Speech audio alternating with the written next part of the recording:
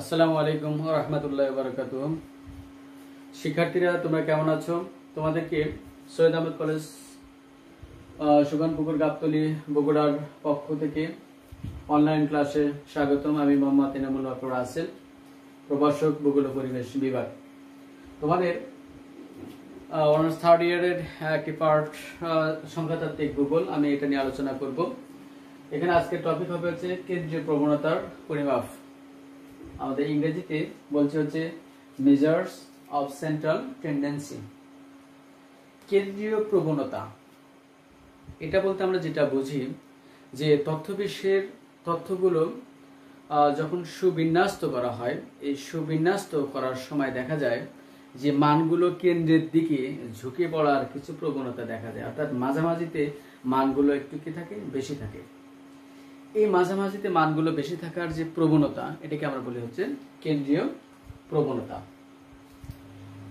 এইগুলো কি আমরা দুভাবে পরিমাপ পদ্ধতিতে প্রকাশ করছি।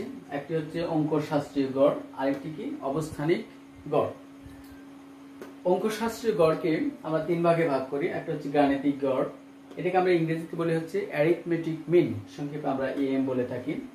দুই নম্বর হচ্ছে জ্যামিতিক গড়, ইংরেজিতে আমরা বলি হচ্ছে জিএম, অর্থাৎ জিওমেট্রিক মিন। তরঙ্গ গড়, এটাকে আমরা বলি হচ্ছে হারমোনিক মিন, অর্থাৎ এইচএম, সংক্ষেপে আমরা প্রকাশ করতে পারি। অবস্থানিক গড় আছে হচ্ছে দুটা, একটা হচ্ছে মধ্যমা, এটাকে আমরা ইংরেজিতে বলি মিডিয়াম, এবং আরেকটা হচ্ছে প্রচুরক, ইংরেজিতে বলি হচ্ছে মোট। আমরা গাণিতিক গড়কে এএম দ্বারা প্রকাশ করেছি। আমাদের পরীক্ষাতে সাধারণত গড়, মধ্যমা এবং প্রচুরক থেকে অঙ্ক করা হয়। গাণিতিক গড় আমরা যেটা বুঝি যে তথ্যবিশ্বের অনেকগুলো চলক বা অনেক সারি থাকে বা তথ্য থাকে। এই তথ্যগুলোকে আমরা একটা সমষ্টি করি, অর্থাৎ সবগুলোকে যোগ করে একটা ফলাফল বের করি, এবং এই ফলাফলকে মোট চলক দিয়ে বা মোট রাশি সংখ্যা দিয়ে যদি আমরা ভাগ করি, তাহলে আমরা পাই হচ্ছে গাণিতিক গড়। এখানে গাণিতিক গড়কে যদি আমরা অ্যারিথমেটিক মিন বলে থাকি, তবে এটা আমরা সংক্ষেপে এক্স বার দ্বারা প্রকাশ করি। এখানে সরাসরি পদ্ধতিতে আমি একটি সূত্র দেখিয়ে দিয়েছি, সামেশন এফ এক্স ডিভাইডেড হচ্ছে এন। সংক্ষিপ্ত পদ্ধতিতে এক্স বার সমান A plus summation F D divided হচ্ছে এন। এক্স বার আরেকটি পদ্ধতি হচ্ছে পর্যায়ক্রমিক বিচ্যুতি পদ্ধতি। এখানে আছে হচ্ছে A plus summation F D divided N into হচ্ছে আমরা দেখাবো হচ্ছে সি। ঠিক আছে, এটাকে আমরা বলছি হচ্ছে পর্যায়ক্রমিক বিচ্যুতি পদ্ধতিতে গড়। এখানে যেহেতু আমাদের ইম্পর্টেন্ট অংশ হচ্ছে গাণিতিক গড়, মধ্যমা এবং প্রচুরক, এটা সংক্ষেপে আমরা এমনি দেখা দিতে পারি। জ্যামিতিক গড়ে আমরা সূত্র দেখিয়েছি GM equal to antilog into দেওয়া আছে summation log X divided N. তরঙ্গ গড়ের সূত্র আছে H M equal to 1 divided N into summation 1 divided X. মধ্যমা, এই মধ্যমা বলতে আমরা যেটা বুঝি, এটা হচ্ছে যে তথ্যবিশ্বের যে সারিগুলো বা সংখ্যাগুলো থাকবে, এই সংখ্যাগুলোকে আমরা বড় থেকে ছোট অথবা ছোট থেকে বড় আকারে যদি সাজাই, তাহলে মাঝামাঝিতে একটা সংখ্যা পাবো, যে সংখ্যা টোটাল উপত্যকে 50% ভাগে ভাগ করে। এই 50% ভাগে ভাগ করার যে সংখ্যাটা, অর্থাৎ সমান দুভাগে ভাগ করলে যে সংখ্যাটা, সেই সংখ্যাটাকে আমরা বলছি হচ্ছে মধ্যমা।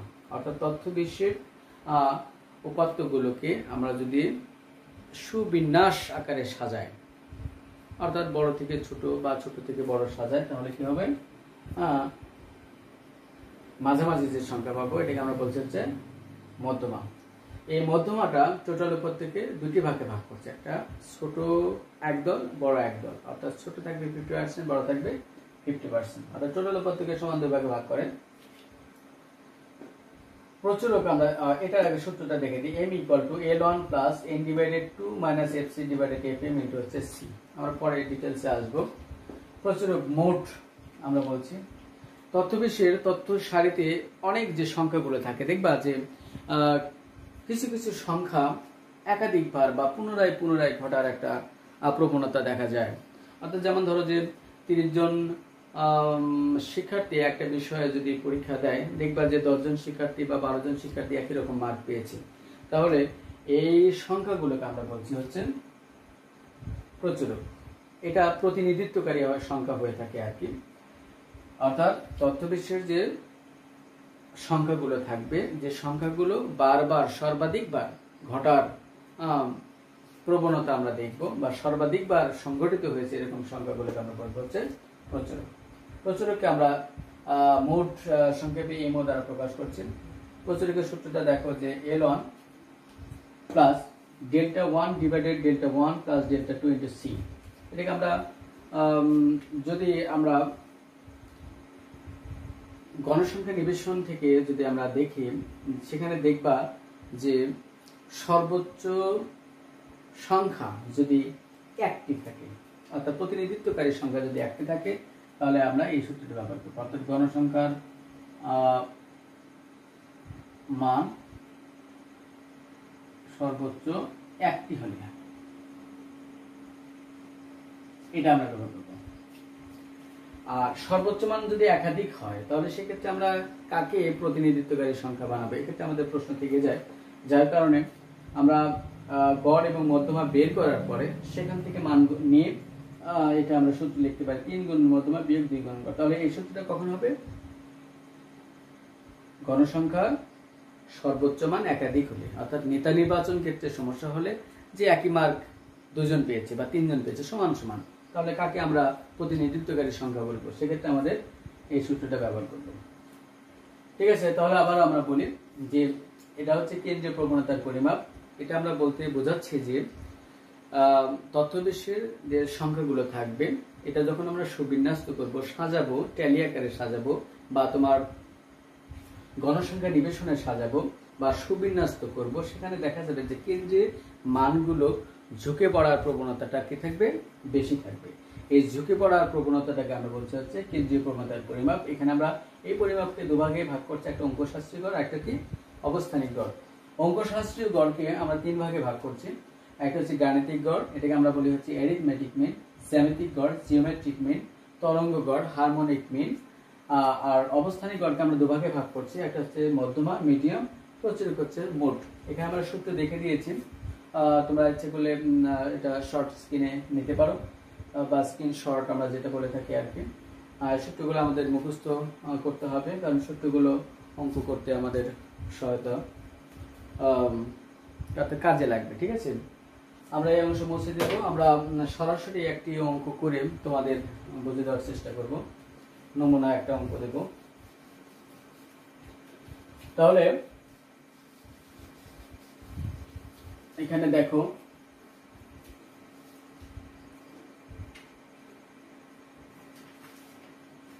আমরা একটা অঙ্ক নেব, এখান থেকে দেখা দিতে পারে যে নিম্নের উপাত্ত থেকে গড়, মধ্যমা ও প্রচুরক নির্ণয় করো। এখান থেকে আমরা দেখব যে ধরে নাও এটা হচ্ছে বয়স আর এটা হচ্ছে ছাত্র সংখ্যা।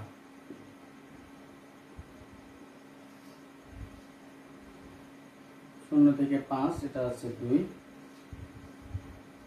5 থেকে 10 এটা 5, 10 থেকে 15 এটা আছে 10, 15 থেকে 20 এটা আছে হচ্ছে 4, আর 20 থেকে 25 এটা আছে হচ্ছে 2। এটা হচ্ছে অঙ্ক। এখান থেকে আমরা কি করব? লেখা আছে যে নিম্নের উপাত্ত থেকে গড়, মধ্যমা ও প্রচুরক নির্ণয় করো।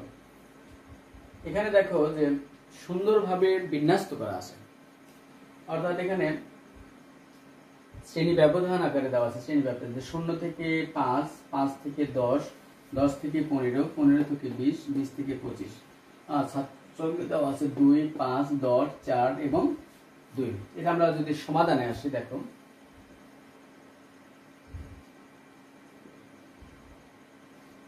এখানে একটা জিনিস খেয়াল করো যে 2, 5, 10, 4 এবং 2 এর ক্ষেত্রে এখানে দেখো মাঝখানের সংখ্যাটা কিন্তু বেশি। এই যে বলেছিলাম যে কেন্দ্রের দিকে মানগুলো ঝুঁকে পড়ার যে প্রবণতা, অর্থাৎ দেখো মাঝখানের সংখ্যাটা বেশি হওয়ার প্রবণতাকে আমরা বলছি হচ্ছে কেন্দ্রীয় প্রবণতার পরিমাপ। এখানে আমরা লিখব যে গড় মধ্যমা ও প্রচুরক নির্ণয় সারণী। গড় মধ্যমা ও প্রচুরক নির্ণয় সারণী। এখানে আমরা এইটুকুর মধ্যে করবো, এটা হচ্ছে বয়স। এটা আমরা ইংরেজিতে ক্লাস ইন্টারভেল দিতে পারি। এখানে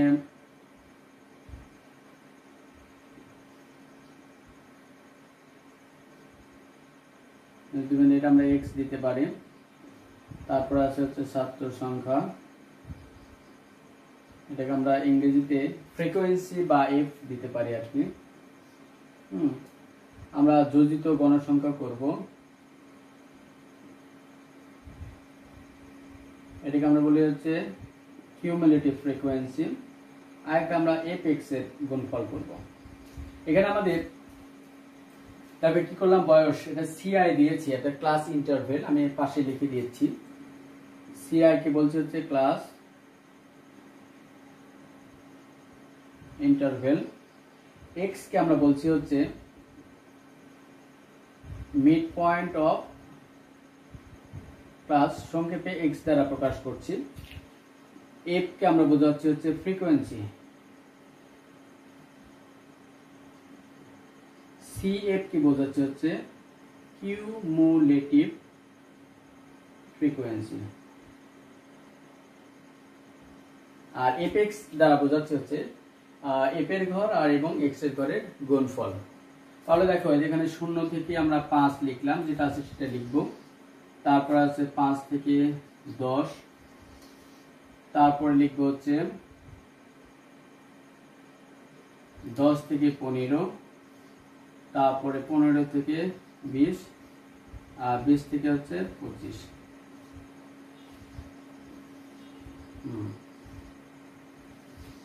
আমরা দাগ টেনে যাই। এক্ষেত্রে তোমাদের স্কেল ব্যবহার করতে হবে, ক্যালকুলেটর লাগবে। এখানে দেখো যে বয়স এবং ছাত্র সংখ্যা দেওয়া আছে, তাহলে বয়স আমরা দেখে দেখে লিখলাম, ছাত্র সংখ্যা দেখে দেখে লিখবো। এখানে 2, 5, 10, 4 এবং হচ্ছে 2। এখানে মিড পয়েন্ট অফ ক্লাস আমরা বসাবো এক্স এর মান। এটাকে আমরা বলছি হচ্ছে শ্রেণীর মধ্যবিন্দু। এখানে দেখো এগুলোকে আমরা বলি হচ্ছে শ্রেণীর নিম্ন সীমা, এটা হচ্ছে উচ্চ সীমা। মধ্যবিন্দু বের করার নিয়ম হচ্ছে শ্রেণীর নিম্ন সীমা যোগ উচ্চ সীমা ভাগ হচ্ছে 2, অর্থাৎ 0 যোগ 5 ভাগ করব 2 দিয়ে। এভাবে আমরা করতে পারি। 0 যোগ হচ্ছে 5 ভাগ হচ্ছে 2। এখানে আমরা যোগ করলে 5, 2 সমান সমান কত পাই? 2.5। এখানে আমরা লিখলাম হচ্ছে 2.5। একটা জিনিস খেয়াল করো, এভাবে আমরা যদি প্রত্যেকটা যোগ করে 2 দিয়ে ভাগ করি তাহলে আমাদের সময় বেশি লাগবে। সেক্ষেত্রে আমাদের শর্ট বুদ্ধি হচ্ছে বা শর্ট কৌশল আমরা দেখব যে এই শ্রেণীর নিম্ন সীমা এবং উচ্চ সীমা, এখানে মাঝখানে দেখো যে সবগুলোতে 5 করে ব্যবধান আছে। তাহলে একটা বের করে যদি প্রত্যেকটার সাথে আমরা 5 যোগ করে পরপর নিচের সংখ্যাগুলো বসাই তাহলে কিন্তু ক্যালকুলেশনগুলো একই ধরনের মান পাবো। তাহলে এর সঙ্গে আমরা যদি 5 যোগ করি তাহলে কত বের হচ্ছে? 2 আর 5 কত হয়? 7, 7.5, 12.5, 17.5, 22.5। ঠিক আছে, এখন দেখুন সিএফ আমরা করব। এই গণসংখ্যার ঘরের অর্থাৎ ফ্রিকোয়েন্সির ঘরের প্রথম ঘরে যে মানটা থাকবে সেটা আমরা যা আছে সিএফ এর প্রথম ঘরে তাই বসাবো, এবং এই মানটা গণসংখ্যার পর পর যোগ করে করে নিচে নিচে আমরা বসাবো। তাহলে আমাদের সিএফ অর্থাৎ যোজিত গণসংখ্যা বের হবে। তাহলে এই 2 আর এই 5 কত হয়? 7, 7 আর এই 10 17, 17 আর 4 কত হয়? 21, আর 21 আর 2 হচ্ছে 23। আবার দেখো এই 2 আমরা এখানে বসালাম, 2 আর 5 কত হয়? 7, 7 আর 10 হচ্ছে 17, 17 আর 4 হচ্ছে 21, 21 আর 2 23। এটার আমরা যোগফল পেলাম n সমান 23। এটাকে আমরা বলছি হচ্ছে total number of frequency. n কে আমরা বলছি কি টোটাল নাম্বার অফ ফ্রিকোয়েন্সি, অর্থাৎ ফ্রিকোয়েন্সি টোটাল যোগফলকে আমরা বলছি n। এখন আমরা এপেক্স বসাবো। এপেক্স বসাবো কিভাবে বসাবো? এখানে লেখা আছে এফ এর মান কত 2 এবং x এর মান হচ্ছে 2.5। আমরা এটা গুণ করে করে এখানে বসাবো। এক্ষেত্রে আমরা ক্যালকুলেটর ব্যবহার করব। এখানে দেখো ক্যালকুলেটর যদি আমরা ব্যবহার করি সেক্ষেত্রে এখানে কত হচ্ছে 2.5 2 5, আর এখানে হচ্ছে 5 7 35 5 37.5।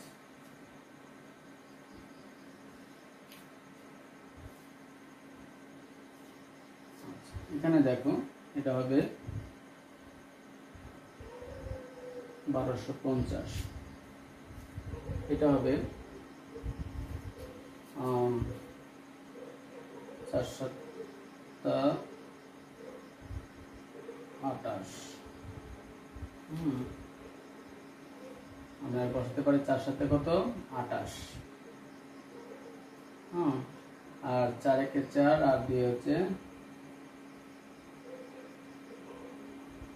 4 1 4 আর 2 হচ্ছে 6, 7 4 17 68, 4 7 28। ঠিক আছে, আর 4 5 আমরা করি এখানে 2, এখানে আমাদের হচ্ছে 70, 22 2 44, এখানে হচ্ছে 45। এখানে আবার দেখো 4 17 68। ঠিক আছে, তাহলে এখানে কি করলাম যে 2.5 আর 2, এখানে আমাদের ক্যালকুলেটর হলে ভালো হতো। ক্যালকুলেটরটা আপাতত কাছে নেই, এটা আমরা কি করব যোগ করব। সামেশন এটাকে আমরা বলছি এপেক্স। সামেশন এপেক্স এর ক্ষেত্রে আমরা কি করব এগুলো যোগ করব। সামেশন আমরা বলছি হচ্ছে সমষ্টি। কার সমষ্টি? f এবং x এর গুণফলের সমষ্টি। তাহলে এখানে আমরা যোগ করব, যোগ করলে কত হয় দেখো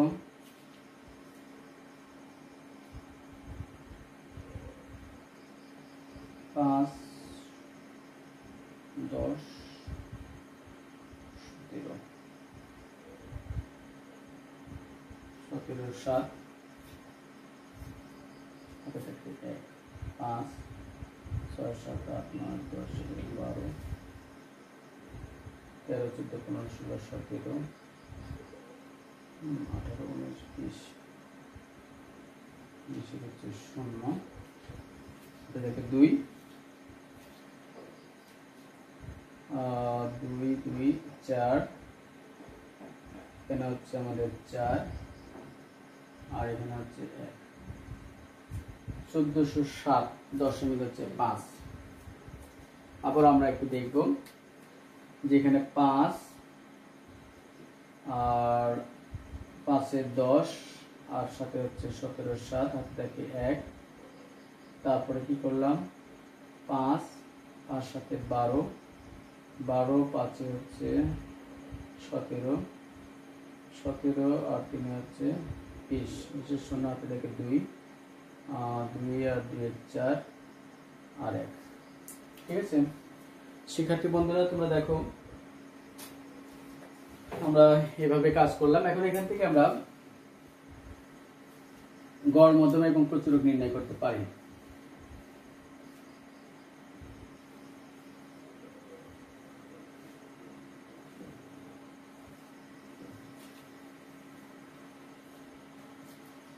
এখানে লিখবো আমরা জানি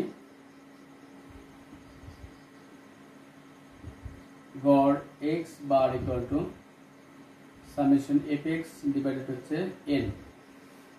ঠিক আছে, সামেশন fx কত 1407 দশমিক হচ্ছে 5 আর n এর মান কত 23। ঠিক আছে, এখানে দেখো কি অবস্থা হলো।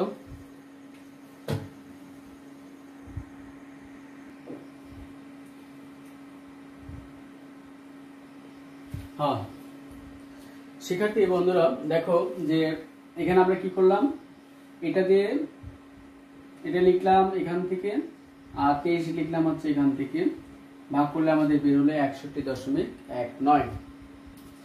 এরপর আমরা মধ্যমা করব।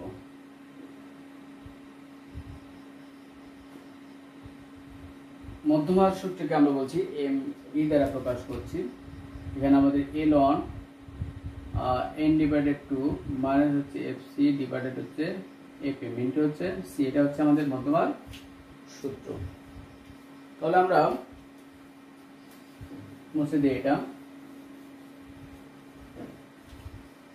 সাইড নোট করব। সাইড নোটে এখানে দেখো যে এখানে আমাদের ln fm fc বা c এগুলোর মান এখানে আমরা যদি বের করে দেখাই পরপর, তবে আমরা প্রথমে বের করব n ভাগ 2। দেখো যেখানে n ভাগ 2 সমান সমান n এর মান কত 23 ভাগ হচ্ছে 2, 23 ভাগ 2 কত হচ্ছে 11.5। এই সংখ্যাটা আমরা যোজিত গণসংখ্যার ঘরে খুঁজব, অর্থাৎ লিখব যে যা যোজিত গণসংখ্যার। এখানে দেখো এখানে আমরা একটা টেকনিক প্রয়োগ করতে পারি, যে ধরো তোমার এই টাকার দরকার, তো এই টাকাটা তুমি প্রথমেই কি করবে, তোমার যে সবচেয়ে কাছের তার কাছে চাইতে থাকবে, সে দিতে যদি না পারে তাহলে তারপরে আবার আরো তারপরের যিনি কাছের তার কাছে চাইতে থাকবে। তাহলে এরকমই আমরা প্রথমে এই 2 এর কাছে চাইবো 11.5, অর্থাৎ 11.5 টাকা মনে করো। এ দিতে পারবে না, এও দিতে পারবে না, এ দিতে পারবে না, যে প্রথমে দিতে পারবে আমরা তাকে নিব। অর্থাৎ লিখবো যে গণসংখ্যার কার মধ্যে আছে 17 এর মধ্যে আছে এবং 17 আছে। আমরা এখান থেকে শ্রেণী বের করবো। 17 আছে কোন শ্রেণী বরাবর, দেখো 10 থেকে 15 শ্রেণী বরাবর, 10 থেকে 15 শ্রেণী বরাবর। এটাকে আমরা বলছি হচ্ছে মধ্যমা শ্রেণীর সমান সমান 10 থেকে 15। তাহলে আমরা কি করলাম, যে n ভাগ 2, n এর মান দেওয়া আছে 23, 23 ভাগ 2 এটা হচ্ছে 11.5, যা যোজিত গণসংখ্যার 17 এর মধ্যে আছে। অর্থাৎ প্রথম থেকে আমরা দেখলাম যে 17 এর মধ্যে এটা আছে। এটা আমরা পাবো হচ্ছে এই শ্রেণী বরাবর, যে শ্রেণী বরাবর আমরা পাবো সেটাকে বলবো হচ্ছে মধ্যমা শ্রেণী। ঠিক আছে, এখন আমরা এটা যদি লিখতে যাই তাহলে এখানকার মান পেয়েছি 11.5। আমরা একটা একটা করে এভাবে মান পাবো। এখন দেখো যে L1 সমান বের করব। L1 আমরা বলতে বোঝাচ্ছি যে এই মধ্যমা শ্রেণীর যেটা 10 থেকে 15 এর নিম্ন সীমাকে আমরা বলছি হচ্ছে L1, অর্থাৎ মধ্যমা শ্রেণীর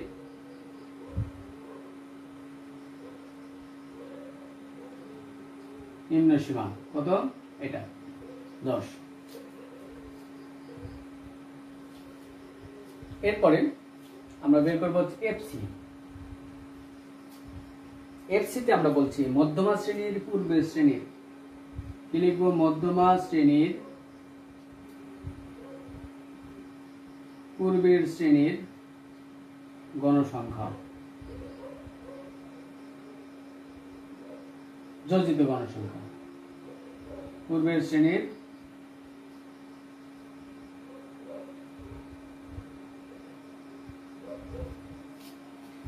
মধ্যমা শ্রেণী হচ্ছে এটা, পূর্বের শ্রেণী এটা, এর যোজিত গণসংখ্যা কত 7, এটাকে আমরা বলতে হচ্ছে এফসি। এরপর আমরা এফএম যদি বের করি, এফএম হচ্ছে মধ্যমা শ্রেণীর গণসংখ্যা। আমরা লিখবো এখানে মধ্যমা শ্রেণীর গণসংখ্যা সমান সমান কত, এটা এফএম। 10। সি কে আমরা বলছি হচ্ছে ব্যবধান, অর্থাৎ মধ্যমা শ্রেণীর যে ব্যবধানটা আছে বা সবগুলো শ্রেণীর ব্যবধান আছে কত 5। আমরা লিখবো হচ্ছে সি সমান ডাইরেক্ট ব্যবধান আমরা লিখতে পারি অথবা মধ্যমা শ্রেণীর ব্যবধান, এগুলো কত 5। এই মানগুলো আমরা এখন এখানে বসাই দেবো। দেখো L1 এর মান কত 10 যোগ এখানে আমরা এফসি পেয়েছি কত 7, এফএম পেয়েছি হচ্ছে 10 গুণন সির মান কত 5। ক্যালকুলেশন আমরা করব। এখানে আমরা করে দেখাই। দেখো এখান থেকে 10 যোগ এখানে বিয়োগ করো 7 থেকে 11 কত হয় 4.5 ভাগ হচ্ছে 10 গুণন হচ্ছে 5, তাহলে 10 যোগ এখানে আমাদের কত হচ্ছে 22.5, 5 আর এটা গুণ দাও, এখানে 10 দিয়ে ভাগ করব।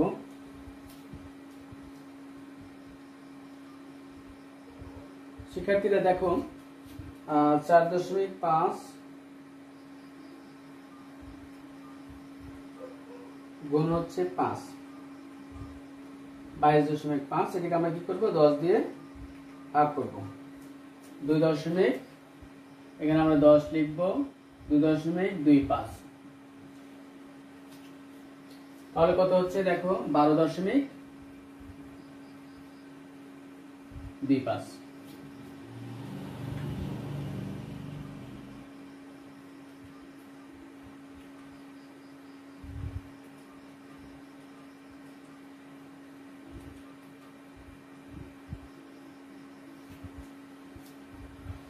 ঠিক আছে, এটা আমরা কি পেলাম মধ্যমা।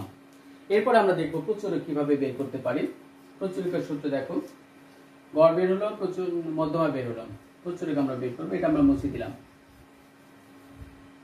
61.19 না,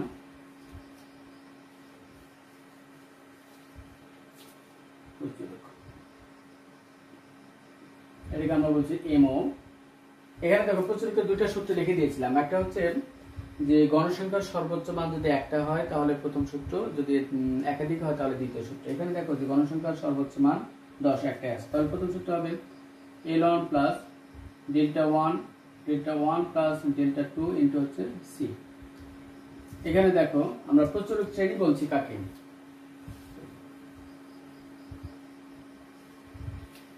প্রচুরক শ্রেণী কাকে বলছি, যে যার গণসংখ্যা সবচেয়ে বেশি বা বড় সে বরাবর যে শ্রেণী থাকবে সেটা হবে প্রচুরক শ্রেণী। অর্থাৎ যে শ্রেণীর গণসংখ্যা সবচেয়ে বেশি, আমরা এখানে লিখব যে শ্রেণীর গণসংখ্যা সবচেয়ে বড় সেটিই হবে প্রচুরক। তাহলে কত হবে 10 থেকে 15, এই শ্রেণীর গণসংখ্যা বেশি। এটা আমরা এভাবে লিখতে পারি যে অতএব প্রচুরক শ্রেণী সমান সমান 10 থেকে 15। এখানে ডেল্টা 1 এর মান আমরা বের করব, ডেল্টা 1, তারপর হচ্ছে ডেল্টা 2।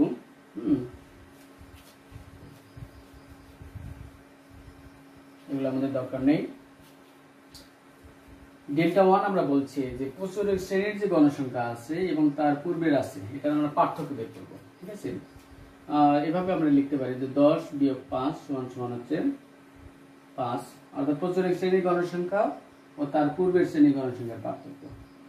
আর এটা হচ্ছে ডেল্টা 2 হচ্ছে প্রচুরক শ্রেণীর গণসংখ্যা তার পরের শ্রেণীর গণসংখ্যার পার্থক্য 4, তাহলে কত হবে 6। সি সমান হচ্ছে ব্যবধান, এটাকে আমরা লিখতে পারি হচ্ছে 5।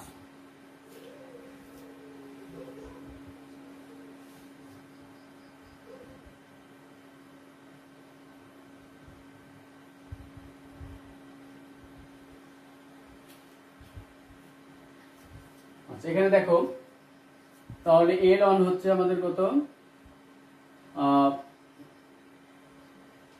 প্রচুরক শ্রেণীর নিম্ন সীমা।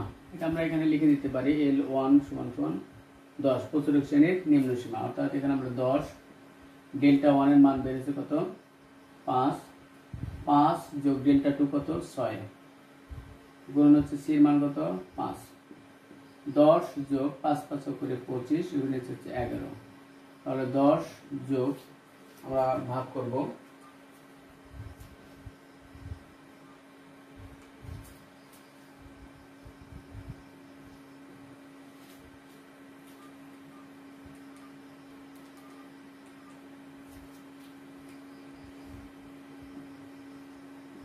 যোগ করব আমরা এখন আবার, তাহলে এটা একটা অ্যান্সার। আমরা প্রচুরক লিখতে পারি হচ্ছে এটা 12.27।